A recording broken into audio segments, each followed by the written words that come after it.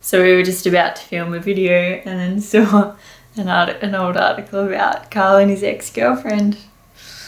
So yeah, that was fun. Are we putting that Talking about Carl's raging social life, which is non-existent. Maybe it was then. No. Even outside of coronavirus. But anyway. No, this is... He's a party boy. Let's stop recording this one. It's rude. So it's winter now, but the ski season hasn't started yet. Do you want to do that again? Because you said... Oh, fuck. What? Okay. So today...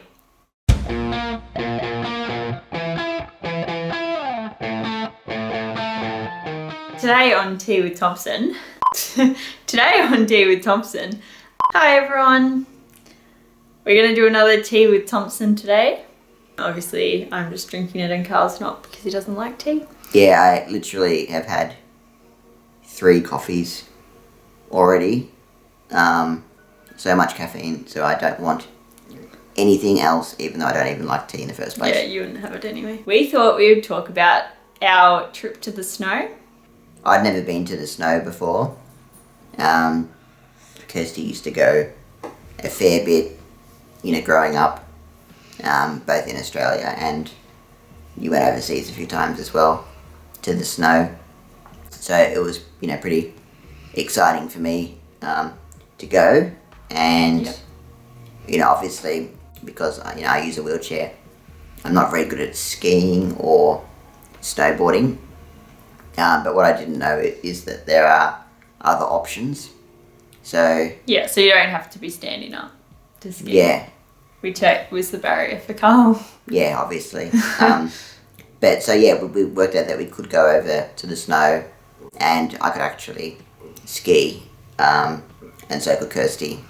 And yeah, that's where we went. So for people with disabilities, it's a lot harder to find accommodation. You can't sort of just look up the one that's cheapest or in the best location and stay there. You need to do a lot more research, make more phone calls, and check that it actually is going to be wheelchair accessible.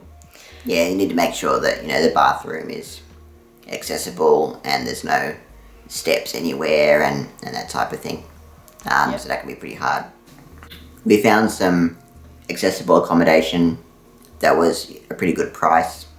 It was often used for school camps and things like that. So yeah, it was pretty good value compared to some of the more expensive ones, which were even closer to the snow than where we were going to stay. And we got there in the end. It took a while because my wheelchair accessible car is quite slow. Not very powerful. Yeah, it was a struggle going up the mountain in the dark. Carrying me in the back of the car. A bit of a journey. Anyway, we got to the accommodation. That was all good. We were pretty tired after the big drive, but we got in there all right.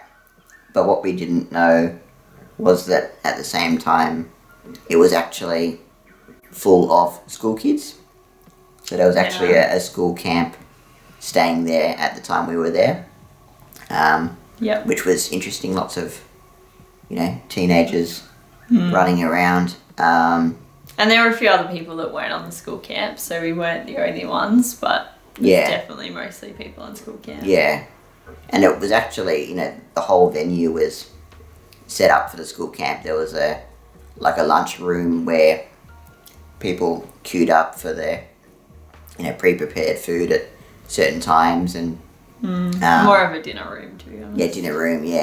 And you got some food, and it was interesting. For anyone in Australia watching this, you might have been on that school camp. It's like your classic school camp atmosphere.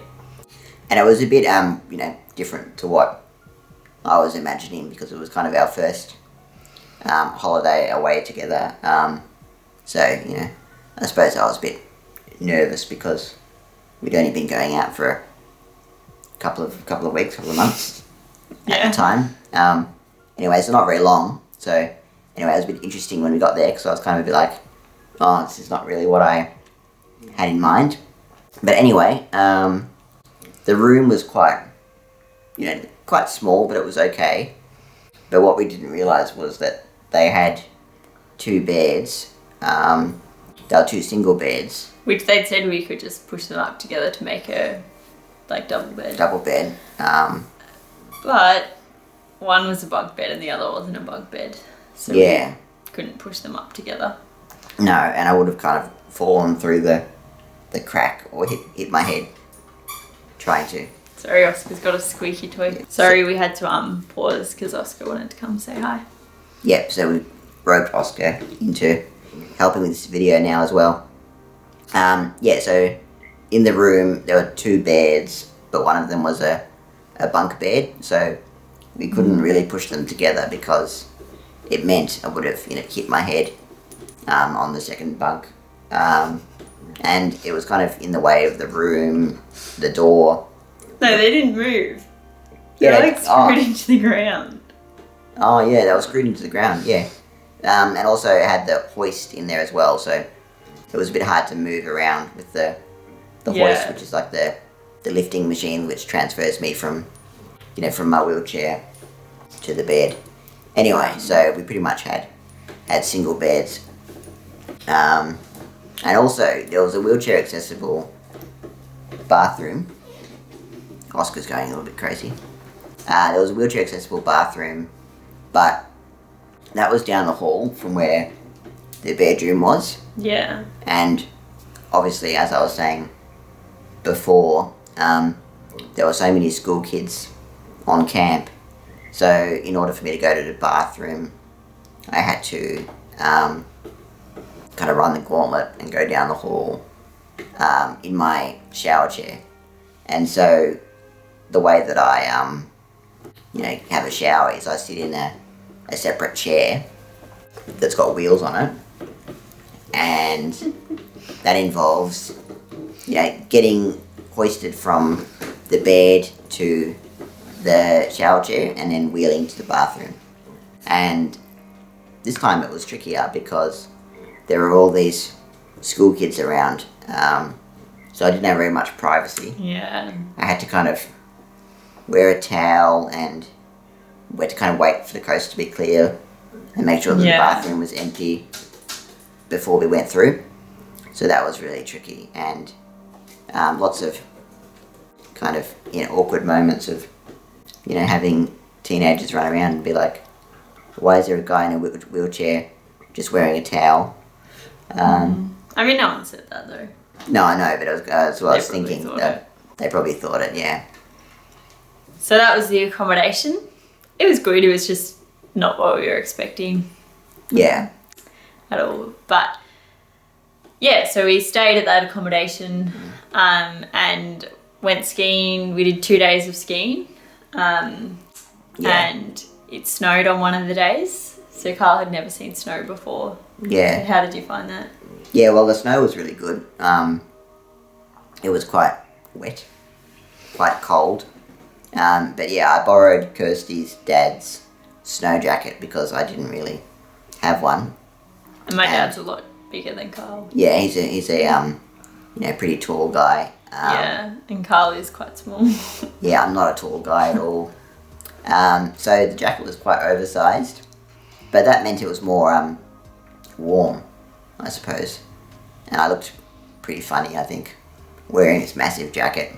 But it kept me relatively warm, so I was really worried about being cold, but I was relatively warm in the snow. Yeah. So yeah, we got to the snow, and there was someone there to help me ski. So, as I was saying, I can't actually stand up or balance or ski. So they've got these things called sit skis. Yep. And Kirsty knows more about them than me. Yeah, so they're basically just a chair on some skis. So Carl just sat in the chair, and then there's someone that stands behind him that pushes him and manoeuvres him. And then I was a guide for that, so I was helping Carl to ski. Well, I wasn't helping him ski, but I was helping him get on the lift and making sure no one got in the way. But the other guide was doing most of the work. Yeah, so we had someone joining us when we went skiing. Yeah. and they pretty much did all the work for me. So they were holding on to me, steering me, and they were a really good skier because I was pretty much just a dead weight. You know, I couldn't really control the skiing at all. I was just sitting there hoping that the person knew what they were doing and were good at their, you know, volunteer job. Which they were. We were going on the harder runs, so on black runs and blue runs. So it was good, and I was struggling to keep up with them because, I think with the weight of Carl, they went really fast. Yeah, and the guy was, you know, pretty much, you know, pretty professional skier. So I loved it because I just got to sit there and enjoy, you know, the snow for the first time. And, you know, I wasn't slowing Kirsty down. In fact, she was kind of slowing me down. And I felt like a pro, even though I was literally doing nothing. I just sat there. So at one point we decided that Kirsty should have a go actually steering me, guiding me. So that involved, you know, Kirsty skiing and holding on to me in the sit ski. Which you hadn't done that much of that before. So Carl went really fast because you know, when you let something fast go, it just goes straight down. So it's hard to turn and to stay in control. And I swore quite a lot. So it was a bit of a scary experience. But I think it's a good trust exercise. Carl obviously trusted me. Definitely gave it a go. We didn't knock anyone over, which was good. I probably didn't, you know, give him much reason to trust me with all the swearing, but you know, we did it. It was quite tiring though, because I was really like, I was sort of trying to pull back and stop Carl from getting away from me. Well, I can't imagine how people can stand upright normally, let alone someone standing on skis going downhill. Plus doing that while holding, you know, 60 kilograms of a person who's just going free fall down a massive slope. So I'm impressed you didn't knock anyone out. And Carl didn't fall over either. That was really fun. So that was the skiing. It was a lot of fun. And there was, sorry, what were you going to say? And I was going to say, some of you might wonder how Carl gets gloves on his hands. So there was one point where you know, I had to wear gloves because it was very cold and I didn't want my hands to freeze off. But I can't really get my fingers through the gloves because they kind of clench a bit too much. And the gloves were quite big anyway, so what we managed... they were Kirsty's dad's gloves. So we just kind of shoved the gloves over. So the base of the glove was over my hand, but the fingers were just loose. And all throughout the day, people were waving at me and smiling and you know, being really, really positive and, you know, kind of waving at me. And I was like, oh, everyone's so nice at the snow. And I thought, you know, maybe they're just being nice because there's someone who obviously has a disability and they're at the snow and they're being really encouraging.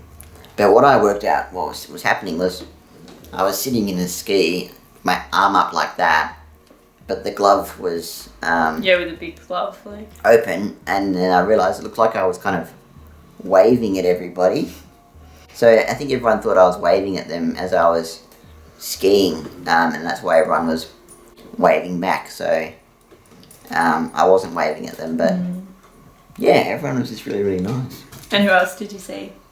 There was a mascot called Pete the Dragon. And I got a photo with Pete the Dragon. I think normally Pete the Dragon is for kids, but I was really excited to see Pete the Dragon, and I wouldn't let that get in the way of the photo opportunity. So got a photo with him or her. And it was really fun being in the snow. And so we want to go there again. The snow season in Victoria, where we are is kind of being delayed a bit from the whole coronavirus thing, which is annoying. But yeah, one day we'll go skiing again. And if Kirsty takes me down the slopes, hopefully she will avoid hitting someone again. Yeah, it was fun. Yeah. So, yeah, I didn't think I'd ever really be a skier. And now I can tell people that I went down black runs because I'm a pro skier, even though I literally just sat there and did nothing and left it all to the professionals. So while we were skiing, Carl just had to leave his wheelchair near the shops and hope for the best and hope no one took it. Yeah. But no one did, so... I think I unplugged it and made sure no one could easily steal it. But also, wheelchairs don't mix very well with the snow, so it's very, very easy to get bogged. But on the more kind of thin snow on the ice, it was quite fun driving my wheelchair around and doing some skids and doing some slides. And we figured that, wheelchairs cost a lot, but to someone without a disability, they're not really, you'd have no reason to take someone else's. You can't really resell them or anything, so... No, and to be honest, you'd have to be a pretty horrible person to steal someone's wheelchair, but, lucky for us that didn't happen. But yeah. Yeah, well, we hope you enjoyed learning a bit about how Carl skis and our experience of the snow. Yeah, did you spill any tea today? I burnt my lips and tongue. Yeah. I didn't spill it this time, but I burnt myself. Anyway, so feel free to like and subscribe to Carl's channel and leave any questions or comments you have down below. Yeah. Thanks, everyone. And we'd love to hear if you're a skier or a snowboarder. Or if you're none of those things. Or if you're a tobogganer, maybe. Yeah. Just leave a comment anyway. Cool. Bye. Bye.